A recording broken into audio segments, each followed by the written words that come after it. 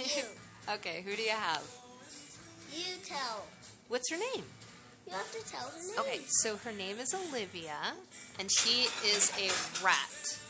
Fancy rat. She is a fancy rat, and she's a new friend. She's just new to here. Is she a friend? She's everybody's friend. Well, at least. And I have no idea why she wants to go back into my sweater. She loves the sweater. Why don't you let her go in? Let's see where she sleeps.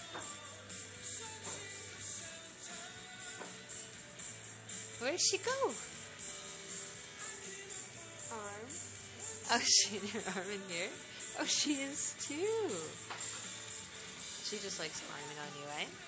Yep. Do you like playing with her? Yeah. Yeah. Did you feed her today? Well, I guess she was fed. I saw a lot of poop in there. Did you clean it up?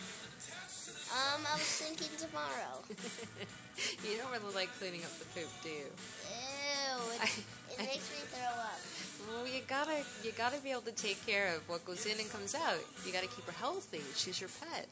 Like me, I feed you, but I don't have to clean your poop anymore, though, do I? Don't you dare go up my armpit.